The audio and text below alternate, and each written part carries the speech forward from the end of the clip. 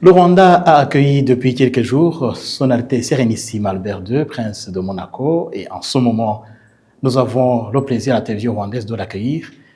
Votre Altesse, bienvenue à la télévision rwandaise. Merci beaucoup. Je le disais, vous êtes au Rwanda depuis quelques jours. Est-ce que c'est la première fois que vous visitez le Rwanda et quelles sont vos impressions? Écoutez, d'abord, je suis ravi d'être ici au Rwanda, ravi d'avoir pu répondre à l'invitation du président Kagame, à l'invitation aussi du président Lapartien, du président de l'Union cycliste internationale. Ça m'a permis, bien sûr, d'être ici pour ces championnats du monde, mais de visiter pour la première fois le Rwanda. Et c'était une visite rapide, mais on a pu faire beaucoup de choses entre les centres avec ma fondation, comme vous savez, et notre partenariat avec l'OFA, donc ces centres de formation d'apicultrices, mais aussi de voir la nature, de voir un petit peu du parc national des volcans, et puis d'être à Kigali pour ces championnats du monde, et puis pour pouvoir m'entretenir et quelques instants et d'être l'hôte du président Kagame. Et c'était et je dois dire que j'étais ravi de cette première visite qui a été vraiment qui m'a vraiment charmé, et je dois dire que vous avez un très très beau pays. Monseigneur, votre périple est intervenu alors que Kigali vibrait au rythme des mondiaux de cyclisme. Voilà. Pour la toute première fois sur le continent africain. Avez-vous assisté à cet événement? Absolument, mais j'ai pu assister samedi, donc hier, à un petit peu de la course féminine, de la course élite dames. J'ai pu faire un tour du circuit, du désormais célèbre circuit dans Kigali, et puis j'ai pu assister, bien entendu, à la course élite homme de dimanche, et avec un formidable succès populaire. Je dois dire que ça a été, je crois que tout le monde, toutes les personnes à qui j'ai pu parler ont loué d'abord l'organisation, le sérieux de l'organisation dans son ensemble. Mais j'avais pu, bien sûr, échanger aussi de tout cela avec Madame le ministre des Sports, qui m'a très gentiment aussi accueilli ici. Et de voir que le Rwanda est une terre de sport, est un pays qui aime le sport, qui vibre pour le sport, et en particulier le cyclisme, et qui est prête pour accueillir des grands événements comme ces championnats du monde. Et vraiment, je dois dire que tout le monde a été enchanté par leur expérience ici à Kigali et au Rwanda. Et justement, Monseigneur, en tant que grand amateur de sport et olympien aussi, oui.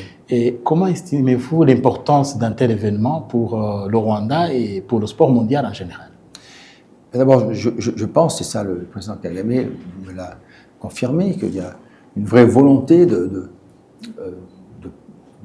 non seulement d'encourager la pratique du sport, mais de se servir du sport et de grands événements sportifs comme moyen de promotion de votre pays. Ça, c'est tout à fait remarquable. C'est ce que nous avons aussi essayé de faire à Monaco depuis très longtemps, avec des grands événements que vous connaissez, comme le Grand Prix, l'Open de tennis, le meeting d'athlétisme, le meeting de natation, et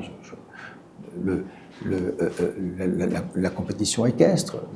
Donc nous savons que ça c'est important, et puis de faire le lien aussi, et ça on l'a fait depuis longtemps, le lien entre la paix et le sport, de se servir du sport comme outil, comme moyen aussi de parvenir à une meilleure cohésion sociale, à une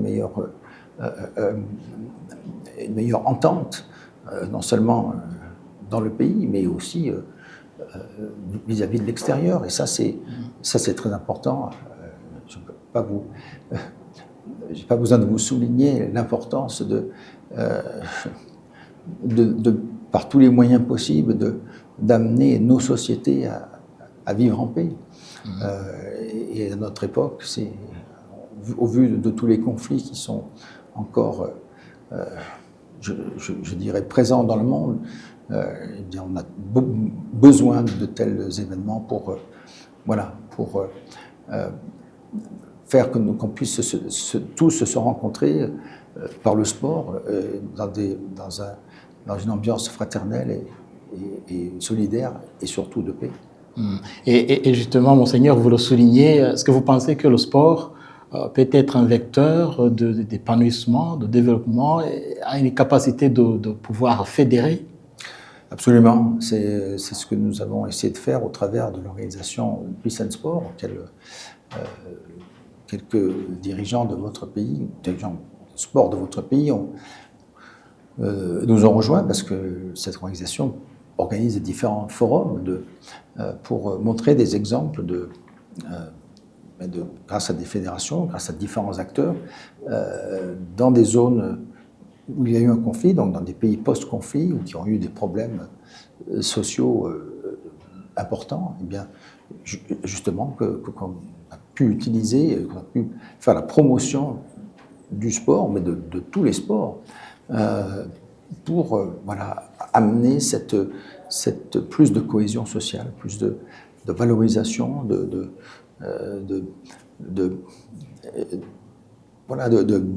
bien-être aussi. Et quand les gens se sentent bien, eh bien, ils ont moins d'animosité. Et donc, c'est vraiment un facteur de paix et d'harmonie dans la société. Et donc, le sport, par ses valeurs, peut arriver à fédérer beaucoup de monde. Oui, et tout à fait. Monseigneur, avant d'assister à ces mondiaux de cyclisme, vous avez été dans la province du Nord, où vous avez visité notamment les riches écoles de l'OFA et dans le district de Moussanzé, où les femmes sont initiées à l'apiculture. Comment estimez-vous de telles initiatives, leur capacité à pouvoir répondre aux enjeux mondiaux aujourd'hui en rapport avec la protection de l'environnement surtout? Écoutez, ces visites que j'ai pu effectuer ont été pour moi riches d'enseignements. D'abord, je connaissais l'existence de ces projets, puisque nous avons un partenariat entre ma fondation, la fondation qui porte mon nom, qui est dédiée à l'environnement, et l'Observatoire français d'apidologie, avec la famille de M. Thierry Dufresne, que je connais depuis largement plus de 10 ans. Et donc, voilà, c'est un exemple c'était important pour moi de le voir sur place et de pouvoir aller au contact des personnes qui organisent ces centres et des femmes qui bénéficient de cette formation. Je crois que c'est extrêmement important. D'abord, ça répond à plusieurs enjeux, à l'enjeu environnemental et l'enjeu de protection de biodiversité. Et si on amène plus de personnes à s'occuper des abeilles et à s'occuper de ruches pour pouvoir valoriser les produits de la ruche, eh bien, bien sûr, ça génère une certaine activité, une activité économique. Et c'est pour ces femmes qui ont eu des problèmes dans leur vie et qui ont été un peu délaissées, eh bien, ça les valorise. Et j'ai vu des femmes qui étaient visiblement transformées par cette expérience et qui se sentent beaucoup plus, qui ont retrouvé leur dignité, qui ont retrouvé une vitalité, une joie de vivre grâce à une activité qui profite à tout un ensemble de personnes. Et puis voilà, et ça leur permet d'avoir bien sûr des revenus et une activité professionnelle qui puisse les valoriser. Et donc c'est extrêmement important, je pense, pour des pays qui sont tournés en grande partie aussi à l'agriculture et au monde rural. Eh bien, si on arrive à générer ces activités-là pour des personnes qui sont en difficulté, eh bien ça répond à beaucoup d'objectifs de développement durable. C'est la lutte contre la pauvreté, c'est d'abord bon pour l'environnement, bon pour la conservation et pour la protection de la biodiversité, qu'elle soit terrestre ou marine aussi, dans les pays qui sont...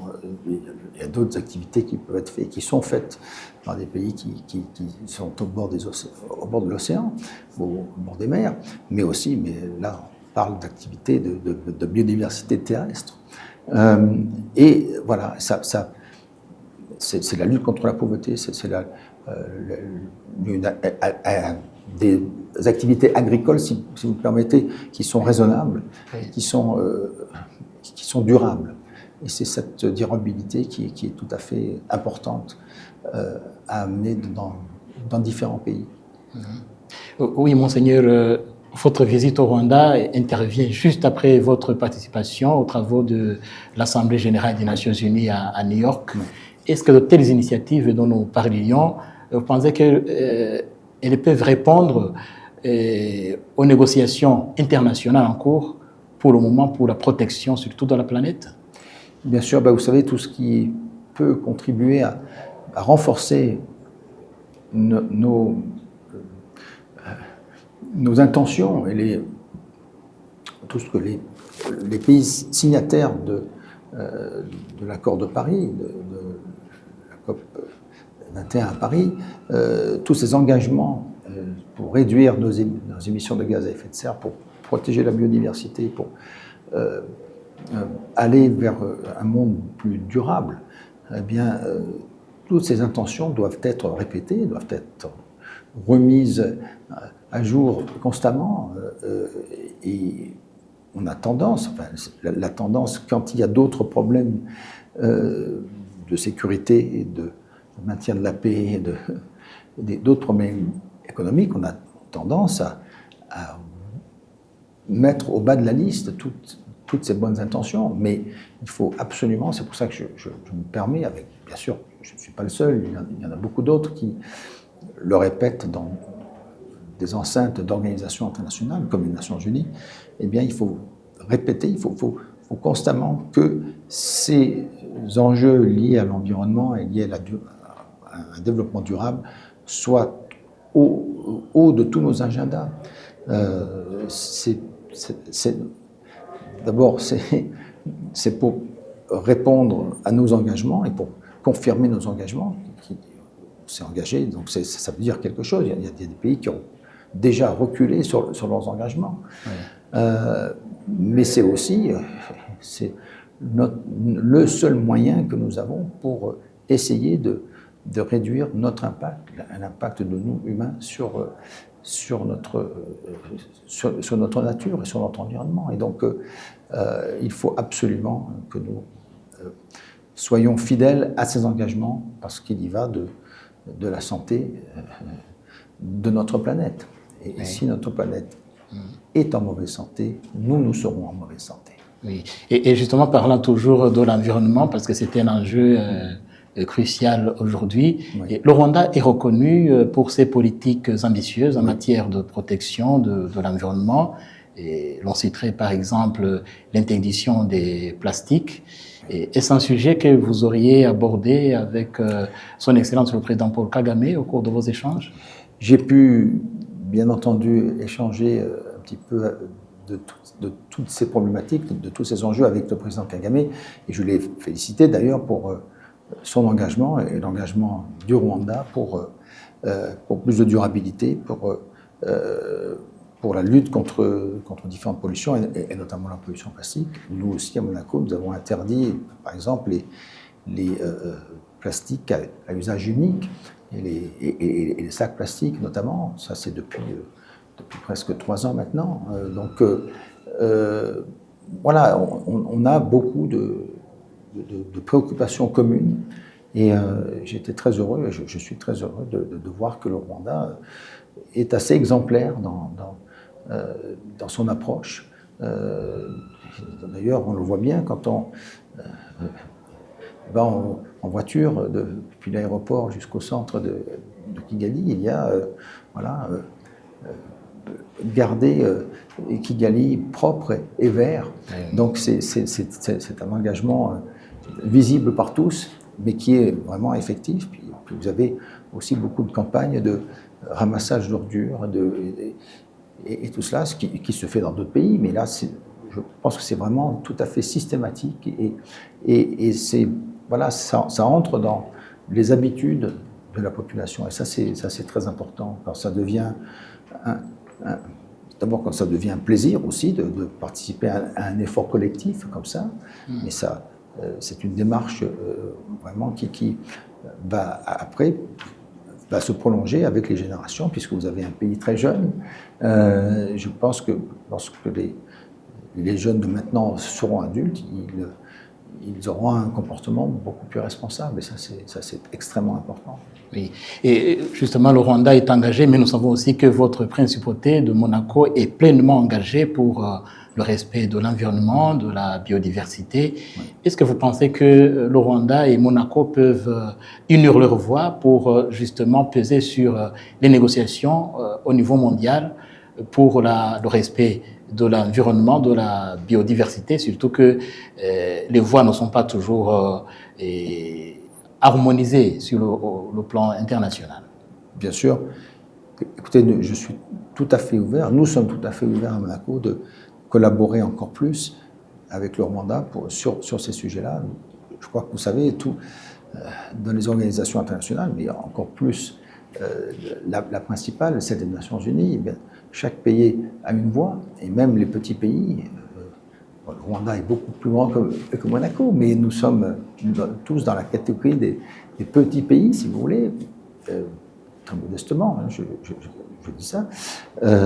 Mais on a une voix, et on a une voix qui, puisque on peut prouver par l'exemple, par les faits, que nous sommes engagés pleinement dans ces démarches éco-responsables et de développement durable, eh bien, je pense que nos voix peuvent compter.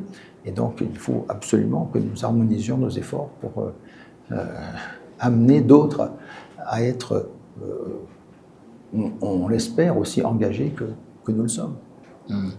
Oui, Votre Altesse Sérénissime Albert II, Prince de Monaco, merci beaucoup d'avoir répondu à notre invitation. Merci infiniment.